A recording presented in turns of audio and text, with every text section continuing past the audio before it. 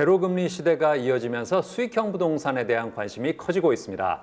자, 그래서 이번에는 정병묵 부동산학 박사와 함께 수익형 부동산의 종류부터 주의사항까지 자세히 알아보겠습니다. 안녕하세요. 네, 안녕하십니까.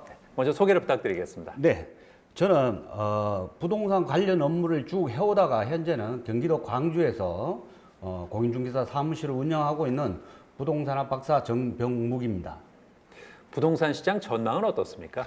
네, 현재 코로나19의 대유행으로 인해서 대형 건물에서 군중들이 모이는 부동산, 즉 예식장이라든지 장례식장 혹은 극장이나 대형 커뮤니티 시설, 이러한 부동산의 존재 자체는 지금 한계 상황으로 내몰리고 있는 그런 상황이고요.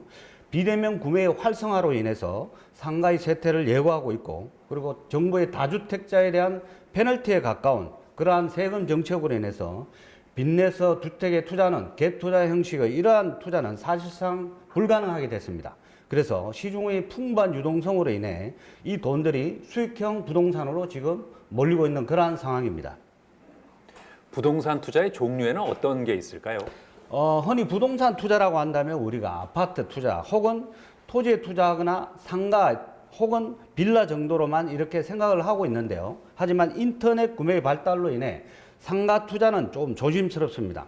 그리고 상가라면 일단 유효 수요를 따져봐야 되는데요. 유효 수요란 바로 구매할 수 있는 수요를 말합니다. 그리고 단지 내의 상가의 경우는 유효 수요가 약 500세대가 있어야 되고요. 그리고 일반 걸린 상가의 경우는 배후 유효 세대가 약 1000세대 이상이 되어야만 안정적인 수익을 발생하는 그러한 상가의 조건이 된다고 할 수가 있겠습니다. 그리고 토지는 초보 토지 투자자라면 권하지를 못하는데, 왜냐하면 토지에 대한 공법상 지식이 있어야 하고 토지는 또한 황금성 측면에서는 좀 취약합니다. 그래서 10년 정도 묻어놓을 각오를 해야 되고, 토지 이용 계획서라는 공적 장부를 해석할 능력이 돼야 되고, 혹은 공법상 지식을 갖춰야 됩니다.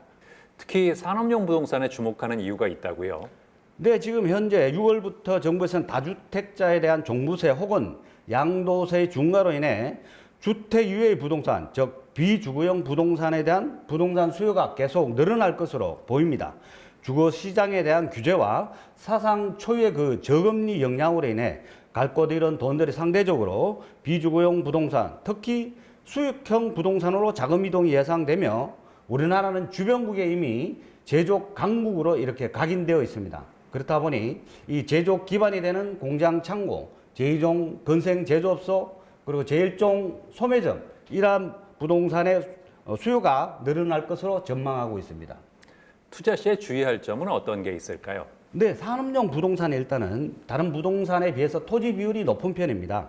그래서 최소한 500평 이상의 토지가 필요하고, 공장 같은 경우는 토지 자체는 사업용 토지가 되는 것이고, 이 토지가 해마다 상승하고 있기 때문에 미래의 시세 차익이 생길 수가 있습니다.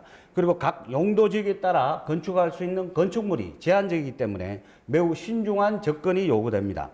초보 부동산 투자자가 토지를 매입해서 만약 건축한다고 한다면, 소매점, 이러한 제조장 이런 것에 투자를 한다고 한다면 사전 공부를 해야 하는데요. 왜냐하면 각 지자체 조례에 따라 다소 차이는 있지만 자신이 구상하고 있는 건축물을 건축하지 못하는 그러한 토지가 있기에 사전 토지의 특성 혹은 인허가, 이러한 사항을 꼼꼼히 살펴봐야 합니다. 그리고 농지를 사서 만약에 공장을 건축하게 된다면 농지 전용 부담금을 내야 되고, 일정 면적 이상을 개발하게 된다면 개발 부담금을 지불해야 됩니다.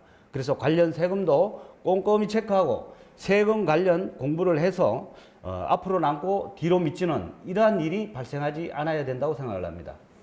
이 밖에 또 유의해야 할 부분은 없을까요? 네, 토지에서 가장 중요한 것은 도로 문제입니다. 내 땅과 연결된 도로가 있는지, 혹은 그 도로가 사도인지 공도인지, 사도라면 도로 대장에 등재된 도로인지, 현황 도로가 있다면 현황 도로의 지목이 무엇인지, 도로인지 혹은 전답으로 되어 있는지, 만약 현황 도로가 전답이라면 문제가 달라집니다. 그 토지의 사용자가 자신 소유의 토지라고 통행을 못하게 한다면 타협점을 찾아야 하고요.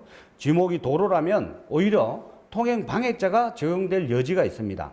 그래서 지목이 도로인 용지는 토지 이해관계인의 성락이 없으면 지목 변경을 할 수가 없습니다. 그래서 대부분에서는 지목이 도로인 토지는 이웃 토지 사용 수익에 제공된다고 본다라는 게 대부분의 판례입니다. 이웃 간의 분쟁은 대부분이 도로인 경우가 많기 때문에 도로 문제는 꼭 반드시 짚어보고 넘어가야 할 중요한 부분이 되겠습니다. 최근 부동산 투자에 관한 책을 내셨다고요? 네, 그렇습니다. 제가 집필한 책은 시중의 풍부한 유동성으로 인해서 부동산 투자의 패턴을 아파트 이외의 부동산으로 투자의 관점 이동을 해보자는 취지에서 다소 일반인들이 생소하고 어렵다고 생각하는 부분, 산업 부동산으로 투자의 패러다임을 넓혀보자는 내용이 주를 이룹니다. 토지, 상가, 오피스텔, 그리고 빌라, 아파트, 지식산업센터, 공장, 창고에 이르기까지 모든 투자의 노하우와 아울러 주의할 점, 그리고 경매로 취득하는 방법과 유의점 꼭 확인해야 될 사항이지만 무심코 지나치기 쉬운 그러한 체크해야 될 부분 등 부동산의 모든 노하우가 담긴 부동산 지침서라고 할 수 있습니다. 앞으로는 어떤 계획 있으세요?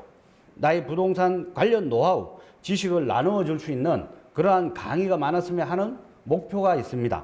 그리고 아름다운 삶, 그리고 풍요로운 삶, 이러한 것들을 충족할 수 있는 건강과 그리고 부동산 문명을 태치하는 부동산 지식의 확대, 이 세 가지를 만족하는 쉽고 재미있는 그러한 책을 앞으로도 많이 집필하도록 노력하겠습니다. 네. 네, 오늘 말씀 잘 들었습니다. 네. 감사합니다. 감사합니다.